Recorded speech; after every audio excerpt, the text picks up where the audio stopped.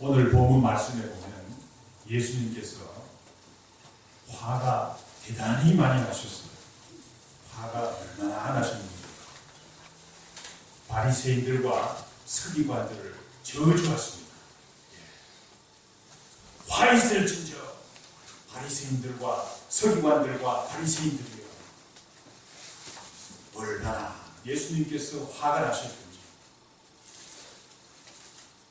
예수님께서 서기관들과 바리새인들을 향해서 화 있을진저, 화 있을진저라는 말은 저주하는 말씀입니다. 어떻게 예수님께서 이런 말씀을 하셨는가, 좀 우리가 의아하게 생각할 정도로 23장에 나오는 예수님께서 화 있을진저 서기관들과 바리새인들이여, 이 말씀을 세보면 7번이나 나와요. 분명하게 예수님께서 화 있을진저 서기관들과 바리새인들이여, 거룩하신 예수님께서 얼마나 화가 나셨으면 이렇게 말씀하시겠습니까? 어떤 사람들은 말이죠, 이렇게 말하는 사람들이 있어요. 아, 그 봐라, 예수님도 이렇게 화를 내는데, 저주하시는데 우리도 그 본받아서 예수 믿지 않는 사람들 화도 내고 저주도 해도 괜찮다, 그런 사람이 있는데, 제가 볼 때는 그건 틀린 것 같아요. 예수님께서는 모든 것을 다 아시는 분이죠. 예수님께서는 모든 것을 다 아시는 분이니까 심판자로서 예수님께서는 그렇게 말씀하실 수 있죠. 그렇지만 우리 인간은 부분적으로 아는 사람들이니까 함부로 다른 사람을 저주하거나 심판할 수 없죠. 오늘 본문 말씀에서 예수님께서 화 있을진저 서기관들과 바리새인들이여, 이렇게 말한다고 해서 우리가 따라서 그렇게 할 필요는 없어요. 그러나 거기에 심각성을 우리가 깨우쳐야 되겠어요.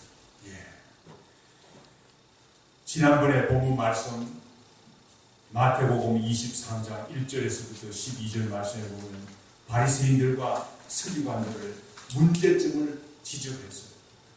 바리새인들과 서기관들의 문제점이 어떤 문제점이 있습니까? 바리새인들과 서기관들은 모세의 자리에 앉은 사람들이라고 했어요. 모세의 23장 3절 말씀에 보면 모세의 자리에 앉은 사람들이라는 것은 하나님의 말씀인 율법을 해석하고 연구하고 가르치는 사람들이라는 그런 말씀이죠. 그래서 바리새인들과 서기관들은 하나님의 말씀에 관한 가장 권위 있는 사람들이라고 스스로 생각하는 사람들이었어요. 그런데 예수님께서 뭐라고 말씀하셨습니까? 서기관들과 바리새인들은 말만 하는 사람들이다. 그들이 말만 하는 사람들이 행동을 따라가지 못하는 사람들이니까 그들이 말하는 것은 듣되 배우되, 그러나 그들이 하는 행동은 본받지 말라고 우리 주님께서 말씀하셨어요. 바리새인들과 서기관들의 문제점이 무엇입니까? 무거운 짐을, 율법을 해석해서 무거운 짐을 다른 사람들에게 지우지만 자기들은 손가락 하나 까딱하지 않는 그런 사람들이라는 거예요.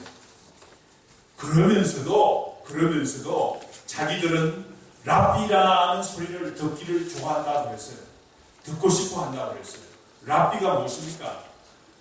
나의 큰 자, 나의 큰 스승이라는 말이죠. 그래서 사람들이 그 바리새인과 서기관들을 향해서 랍비여, 나의 큰 스승이여, 존중하는 말을 듣는 것을 좋아했어요. 예수님께서 제자들을 향해서 너희들은 랍비라는 소리를 듣는 것을 즐겨하지 말라, 듣기를 원하지 말라고 우리 주님께서 말씀하셨어요.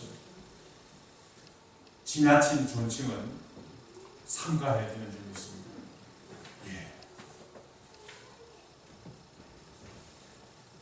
지나가는 말씀이지만 영어에 보면 목사님들을 레버런트 근데 참 안 듣는 거는 말이죠. 이제 금방 안수 받은 목사님들도 레버런트 킴 그런 소리를 듣는 것을 좋아하는 사람이 있어요. 그거 정말 레버런드라는 말이나 레버런드는 때로는 필요한 말씀이죠. 오랫동안 목회 사역하고 정말 존중하는 사람들 진정한 마음으로 레버런드라고 이렇게 불러주는 것 같으면 그 하나님을 존중하는 것처럼 하나님의 대언자를 존중하는 귀한 말씀이지만은 우리 주님께서는 그런 존칭을 사양하라고 그랬어요. 그런 존칭을 랍비라는 소리를 듣는 것을 좋아하지 말라고 그랬어요.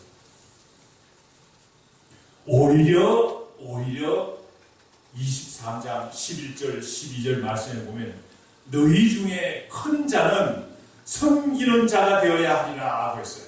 섬기는 자가 오히려 더 큰 자라는 사실을 증거하고 있어요. 12절 말씀에 누구든지 자기를 높이는 자는 낮아지리라 하고 있어요. 낮추는 자는 오히려 높아지리라 하고 우리 주님께서 말씀하셨어요. 가르쳐 주셨어요. 그런데 바리새인과 서기관들은 그렇지 않죠. 얼마나 주님께서 화가 나셨습니까? 오늘 본문 말씀에서도 보면 우리 주님께서는 멈추지 않고 저주의 말씀을 쏟아내고 있는 것을 볼 수 있어요. 서기관들과 바리새인들을 향해서 화 있을 진저 서기관들과 바리새인들이요 라고 저주하십니다. 그들의 행위가 그냥 보고 지나갈 수 없는 정도로 악한 행위니까 예수님께서 모든 것을 다 아시는 우리 주님께서 그렇게 말씀하시는 거죠. 도대체 어떤 정도로 그랬기에 바리새인과 서기관들이 어떤 정도로 악하기에 예수님께서 저주를 하시면서 화 있을 진저 서기관들과 바리새인들이요 이렇게 말씀하시겠습니다. 오늘 본문 말씀 13장 13절 15절 말씀에 보면 바리새인들은 천국문을 닫아버리는 사람이라고 그랬어요. 천국문을 닫아버리고 자기들도 천국에 못 들어가고 천국에 들어가려는 사람들을 못 들어가게 막는 사람들이라고 그랬어요. 얼마나 악한 사람들입니까? 천국을 외치는 사람들이지만은 천국을 가르치는 하나님의 말씀을 가르침으로 인해서 천국을 들어갈 수 있도록 가르치는 사람들이라고 스스로 생각하는 사람들인데도 불구하고 예수님께서는 천국의 왕이신 예수님께서는 바리새인과 서기관들을 향해서 너희들은 천국에 들어가지 못해. 또한 너희들의 가르침을 받고 그대로 따르는 사람들도 천국에 들어가지 못해. 너희들만 천국에 들어가지 못하는 것이 아니라 천국에 들어가려 하는 사람까지도 못 들어가게 문을 걸어 잠근다고 우리 주님께서 말씀하셨습니다. 그러므로 예수님께서 뭐라고 말씀하십니까? 서기관들과 바리새인들을 향해서 외식하는 자들이라고 했어요. 외식하는 자는 어떤 자를 말합니까? 가면을 쓴 사람을 말하죠. 가면을 쓴 사람. 말은 이렇게 하지만은 실제의 마음은 속마음은 다른 사람을 가지고 외식하는 사람들이라고 그러죠. 영화 배우와 같은 사람 사랑하지도 않으면서 사랑한다고 말이죠. 그러면서 고백하는 그런 거나 마찬가지죠.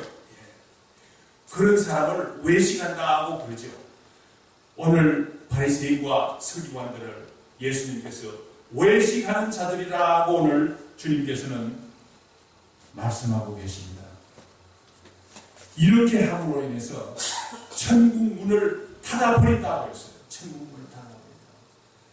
바리새인과 서기관들이 구체적으로 어떻게 천국 문을 닫아버립니까?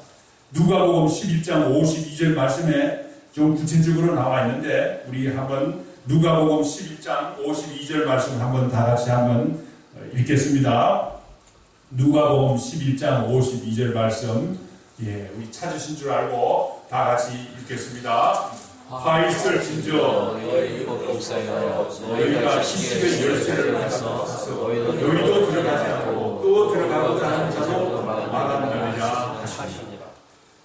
바리새인과 서기관들은 어떤 사람인가 하면 지식의 열쇠를 가져가버리는 거예요. 가져가서 자기들 마음대로 숨겨놓고 틀리게 가르치는 거예요. 지식의 열쇠, 지식이라는 것은 여기서는 하나님의 말씀을 말하는 거죠. 하나님의 말씀, 하나님 말씀대로 살아야만 천국에 들어가는데 하나님의 말씀의 열쇠를 가져가 버려서 자기들도 못 들어가 천국에 못 들어갈 뿐만 아니라 다른 사람들도 천국에 못 들어가는 그런 일이 벌어진다고 오늘 주님께서 말씀하십니다. 하나님의 말씀을 잘못 해석해서 구원의 길을 원천적으로 막아버리는 거죠. 원천적으로. 어떤 잘못된 가르침을 가르치고 있습니까? 첫째, 예수 그리스도께서 메시아이심을 부정하는 거예요. 예수 그리스도 외에는 구원을 얻을 자가 아무도 없는데 예수 그리스도가 메시아이심을 부정하니까 아무도 구원의 유일한 길인 예수 그리스도를 통하지 않고는 구원받을 수 없는 그런 사람들이니까 예수 그리스도를 메시아로 부정하는 것 같으면 부정하는 것 같으면 아무도 천국에 들어갈 수 없죠. 그런데 서기관들과 바리새인들은 예수는 메시아가 아니다 라고 가르침으로 인해서 원천적으로 구원의 길을 봉쇄하는 거예요. 그러므로 서기관들과 바리새인들의 가르침을 따르는 모든 사람들은 다 천국에 들어갈 수가 없는 거예요. 그러니 얼마나 안타깝습니까? 예수님께서 세례 요한이 오셔서 세례 요한과 예수님께서 사역을 시작할 때 회개하라 천국이 가까운 회개하라 그랬어요.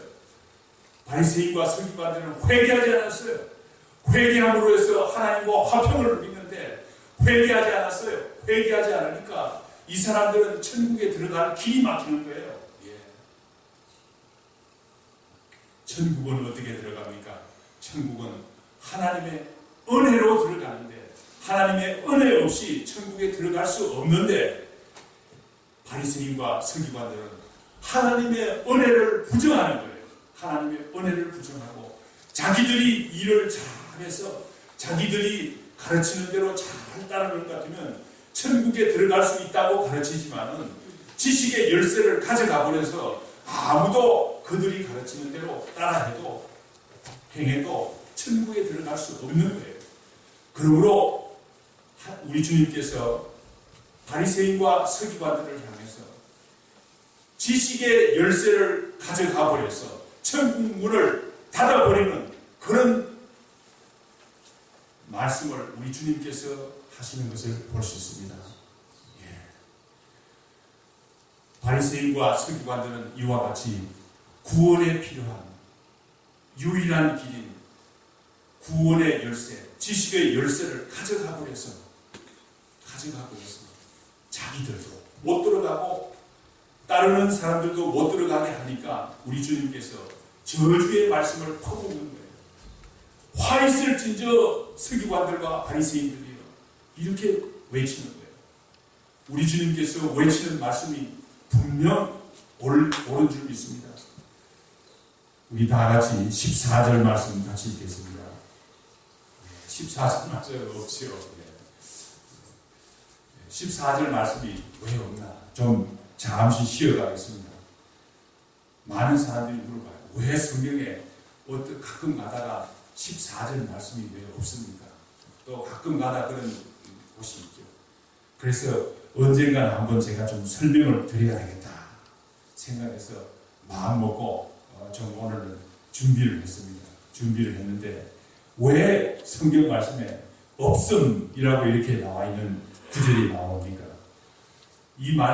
이것을 이해하려면 성경이 어떻게 쓰여진나를 좀 알아야 돼요. 마태복음을 가령 예를 들면 마태복음의 원본은 누가 썼습니까? 원본은 마태가 썼죠. 마태복음을 쫙 써서 그때는 인쇄할 수가 없어요. 그때는 다 필사본이죠. 편지를 써서 이렇게 마태복음을 썼는데 그 귀한 말씀, 너무나 귀한 말씀이니까 초대교회 성도들은 말이죠. 하나님의 귀한 말씀을 카피해가지고 복사해서 그대로 손수 써서 다른 사람에게 전달하고, 한 분은 안디옥 교회, 또 한 분은 에베소 교회, 이렇게 자꾸 전파되었어요. 그러니까 복사를 얼마나 많이 했겠어요. 너무너무 복사를 많이 했어요. 그러다 보니까 정신을 암만 차리고 사본을 손수 편지를 카피를 하더라도 사람이 하는 일이니까 실수가 있을 수 있는 거예요. 실수가 있을 수 있는 거예요. 그래서 그런 일이 언제까지 있었습니까? 그런 일이 1457년 구텐베르크가 인쇄술을 발견하기 전까지는 그렇게 할 수밖에 없었어요. 그러니까 얼마나 많이 카피를 했으면 그 성경 말씀이 부질도 나고 전쟁으로 인해서 소실되고, 그런데 그런 과정을 거쳐서 다 그 성경의 본문이 그대로 남아있는 것을 볼 때 초대교회 성도들이 얼마나 열심히 정신 차려서 성경 말씀을 필사로 썼는지 알 수가 없어요. 정성을 알아야 돼요. 그런데 두 번째로, 처음 마태가 쓸 때는, 마태가 마태복음을 쓸 때는 마태복음 23장, 지금부터 마태복음 23장입니다. 23, 1절, 그렇게 안 썼어요. 그냥 쭉 글밖에 없어요. 그런데 성경을 연구하는 사람들이 연구를 하다 보니까, 성경을 장절로 나누면 좋겠다. 처음에는 장으로 나눴어요. 그래서 1150년에서 1220년에 랭톤이라는 사람이 먼저 장으로 나눴어요. 1장, 마태복음 1장, 2장, 3장, 4장, 23장 이렇게 나눴는데, 그렇게 공부하다 보니까 참 효과적으로 공부하거든요. 그런데 더 좀 자세하게 공부하려니까, 성경 귀한 말씀인데 우리가 장만 나눌 뿐만 아니라 그 구절마다 낱말을 붙여가지고 절수로 나누자. 그래서 1551년에 스티븐스라는 사람이 절로 나눴어요. 오늘 우리가 쓰는 절까지 나눴어요. 그러니까 1150년에서 1550년 1년 사이에 장절이 만들어집니다. 그런데 그때는 말이죠. 그러면 장절로 만드는 것 같으면, 한번 정하는 것 같으면 이거 변화가 없어야 되니까 그 당시에 가장 좋은 사본. 그런데 사본이 카피를 하다 보니까 조금씩 틀리거든요. 그런데 그래도 가장 표준화되고 가장 정확한 사본이라는 성경 말씀을 중심으로서 장절을 나눴어요. 그것이 그 당시에 장절을 만들 때는 5세기에 카피된 사본인 가장 좋은 사본을 사용해서 장절을 만들었어요. 그런데 하나님의 섭리 가운데서 1844년에 다음 슬라이드를 보여주시면 감사하겠습니다. 1884년 몇백 년이 지났죠. 몇백 년이 지나고 독일의 진젠돌프 교수가 시내산에 있는 수도원을 방문했어요. 그런데 거기에 귀한 성경 사본이 그대로 존재하는 거예요. 신약 성경 전부가 발견이 되었어요. 그런데 그걸 연구를 해보니까 스티븐스가 장절을 만들 때 그때 5세기 사본을 중심으로 했는데, 알고 보니까 더 오래전에 쓰여진 4세기 사본이 있다는 사실이 판명이 되었어요. 4세기니까 100년이나 먼저 사본이 쓰여진 사본이니까 더 정확한 성경 말씀이죠. 그래서 그 후에 성경의 번역본들, 우리가 읽는 성경들은 개혁판, 개혁 개정, 영어의 NIV, NASB, 대부분의 성경들은 다 말이죠. 1884년에 발견된 진젠돌프 교수가 발견한 그 사본을, 4세기 사본을 중심으로 해서 성경을 번역하고 했어요. 그러다 보니까 4세기 사본과 5세기 사본을 비교하니까 14절 말씀이 4세기 사본에는 없는 거예요. 그러니까 원래 마태가 쓸 때는 14절이 없는 것이 더 정확하다는 게 학자들의 결론이죠. 우리가 또 내리는 결론이죠. 그런데 혼동스러운 것은 1844년 이전에 간행된 성경에는 아직도 14절이 그대로 있어요. 우리 주위에 있어요. 킹 제임스 벌슨, 홍정역 킹 제임스 벌슨은 14절이 나와요. 14절이 나오는데 어떤 말씀이 나옵니까? 한번 읽어드리겠습니다. 그 스크린에도 있는데, 화이슬 진저 서기관들과 바리새인들이여 과거에 가진 것을 삼키며 외식으로 길게 기도하니 그 받을 판결이 더욱 중하리라. 뭐 비슷한 말씀이지만은, 그러나 우리가 생각하기에는 14절 마태가 쓴 성경의 원본에는 14절이 없는 것이 더 정확하지 않나라는 생각을 하는 거죠. 예. 그래서 현재 우리가 쓰는 성경에는 14절 없음 이렇게 나옵니다. 그러니까 이것이 원본에 더 가깝다는 그런 말씀이죠. 예. 그만큼 하고 15절 말씀에서도 보면 우리 주님께서 서기관들과 바리새인들을 향해서 화이슬 진저 외식하는 자다. 어떤 이유로 15절 말씀에서는 바리새인들과 서기관들을 향해서 화이슬 진저. 그런데 서기관들과 바리새인들은 말이죠, 열심히 전도를 하는 거예요. 열심히 전도를 해서 얼마나 안타까운가 하면 예수님께서 얼마나 안타까워 하시는 걸 한번 이 얘기를 드리겠어요. 15절 말씀에 나오는 내용을 보면 서기관들과 바리새인들이 열심히 전도를 하는 거예요. 열심히 전도를, 육지를 다니면서 배를 타고 다니면서 먼 길을 가면서 열심히 전도를 하는 거예요. 전도를 하는데, 그래서 구약 성경 말씀을 강론을 하고 하니까 많은 사람들이 말이죠. 이방인들도 그 귀한 말씀입니다. 나도 유대인이 되겠습니다. 그러면서 유대인이 되겠다고 나서는 사람들이 생겼어요. 예. 오늘날 유대인들은 전도를 안 하죠. 오늘날 유대인들은 전도를 안 하는데, 과연 그러면 유대인들이 그 당시에 그만큼 전도를 했느냐? 역사적으로 잘 연구를 해보니까, 많은 사람들이 생각해보니까 그 당시에는 유대인들이 전도를 많이 했어요. 전도를 많이 하고 다니면서 육지를 다니면서 먼 길을 다니면서 바닷길을 배를 타고 다니면서 전도를 했다고. 전도를 했는데 문제는 어디에 있습니까?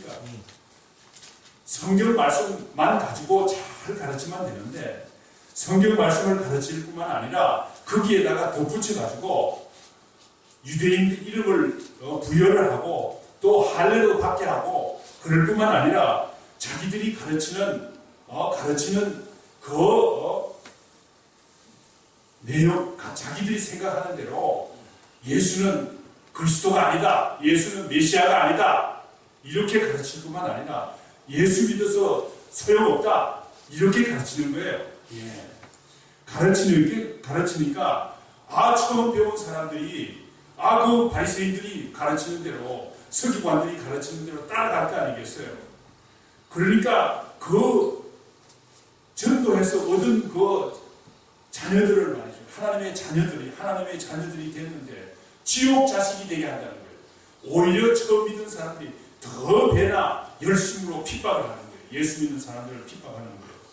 그러므로 더욱 2배나 지옥 자식이 되게 하는 거다. 그러니까 예수님께서 얼마나 분통했으면 주님께서 화이슬 진저 서기관들과 바리새인들이 이렇게까지 오늘 화를 내시면서 분노를 퍼붓고 있는 것을 볼 수 있습니다. 얼마나 안타까웠으면 우리 주님께서 이렇게 말씀하시겠습니다. 오늘 본문 말씀 16절에서부터 18절 말씀에 보면 또 다른 바리새인과 서기관들의 잘못이 있어요. 바리새인과 서기관들을 향해서 어떻게 말씀하십니까? 화 있을진저 진리를 보지 못하는 바리새인과 서기관들을 향해서 눈먼 인도자라고 예수님께서 말씀하고 계세요. 왜 눈먼 인도자입니까?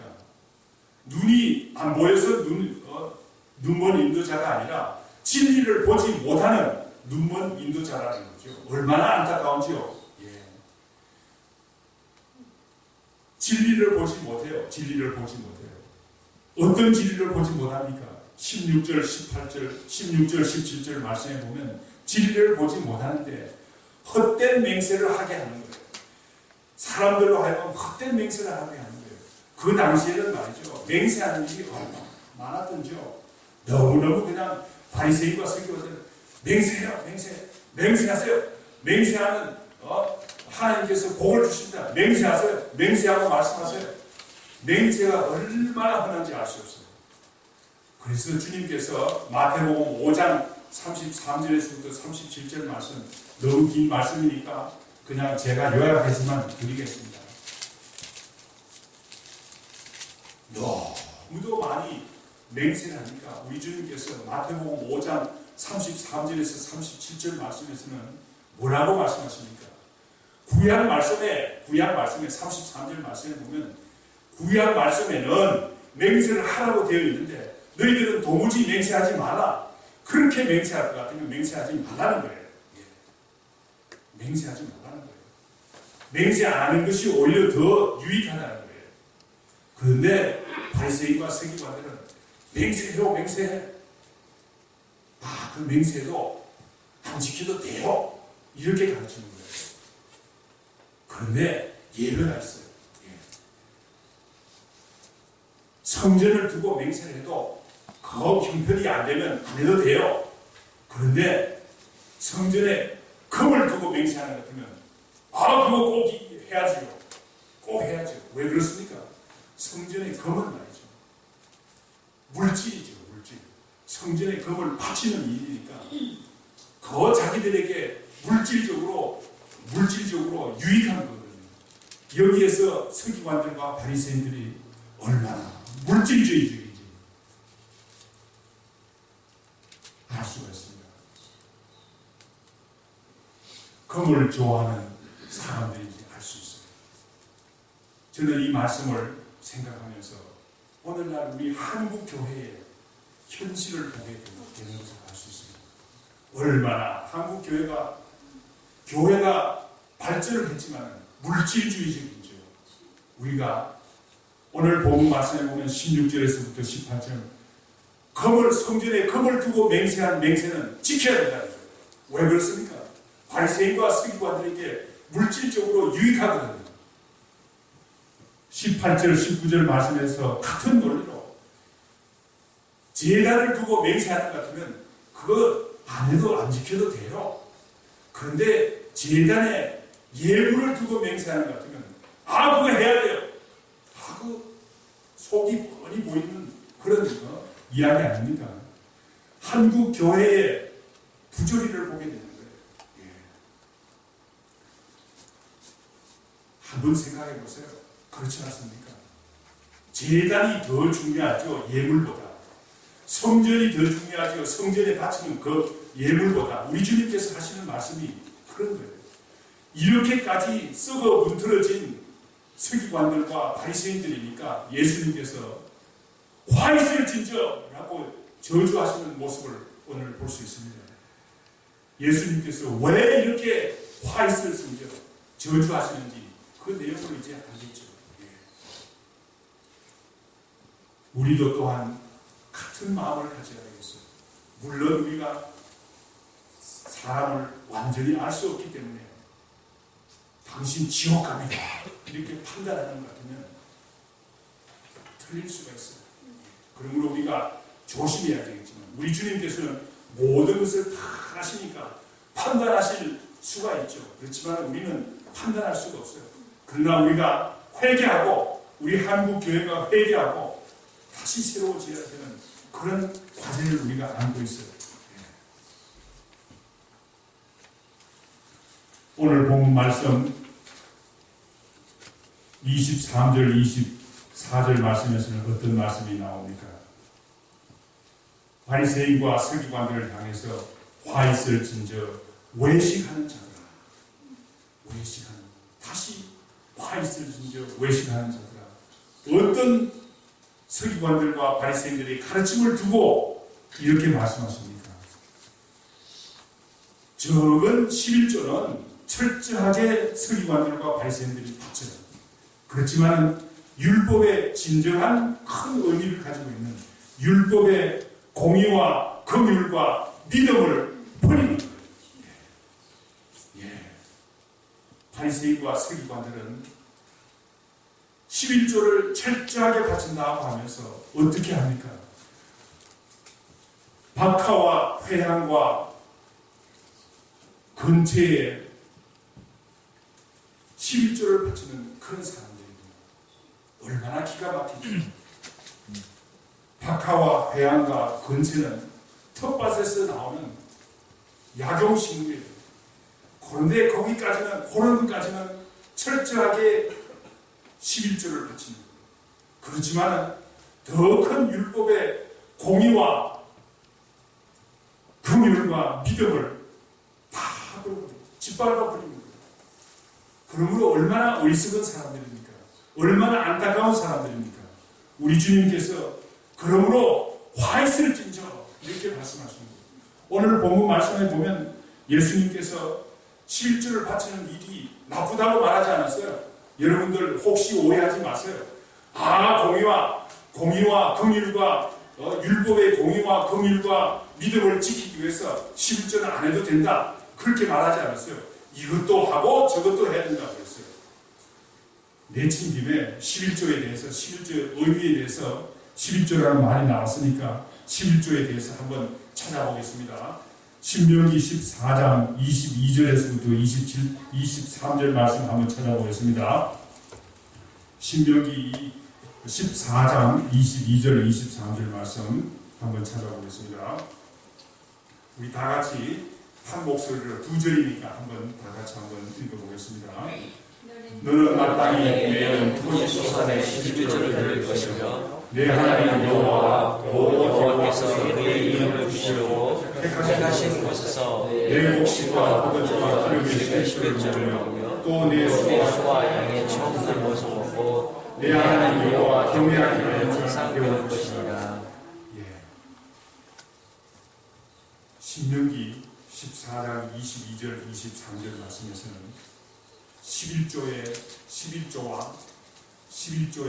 11조를 바치는 장소와 11조의 목적에 대해서 전가하고 있어요.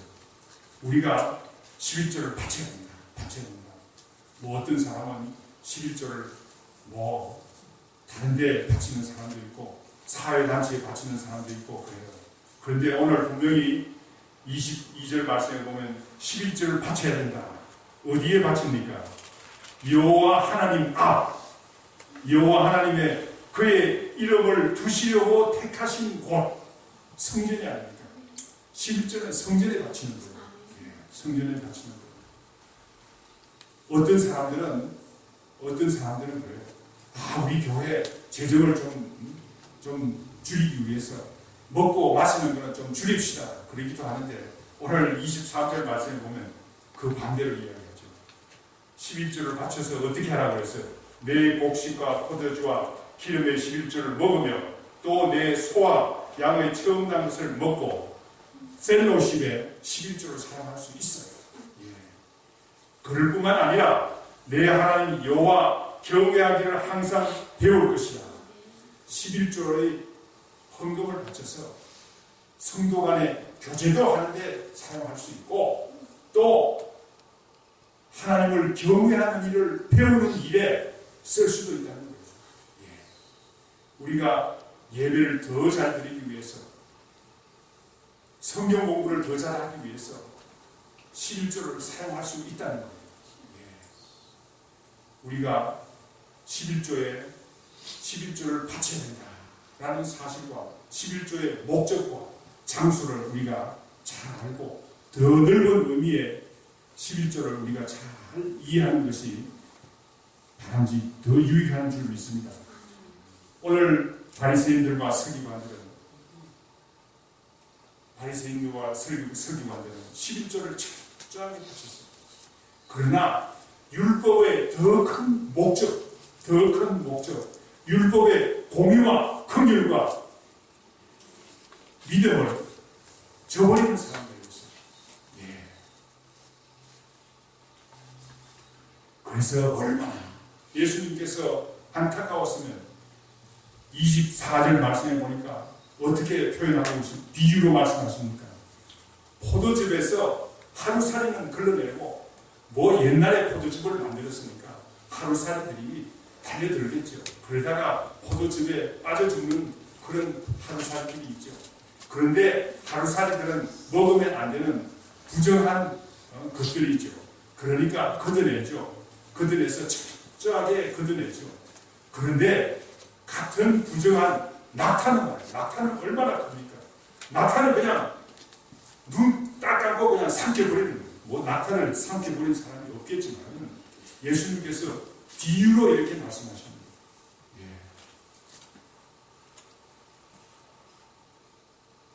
우리는 말이죠. 우리는 11조도 바쳐야 되고 박하와 회향과 근처에 11조도 바쳐야 되고 율법의 더 큰 목적, 11조의 목적을 잘 살피고 율법의 더 큰 목적, 정의와 긍휼과 믿음까지도 우리가 다 어울려서 배우고 섬기는 귀한 교회가 되기를 원합니다. 그래서 우리는 좀 바쁘기도 하지만 예배 보고 교제 나누고 또 성경 공부하는 거예요. 구역 예배도 드리고 그러니까 여러분들 어지가 안 하면 같이 교제도 나누시고 또 성경 공부도 참여하는 귀한 성도님들이 되기를 바랍니다.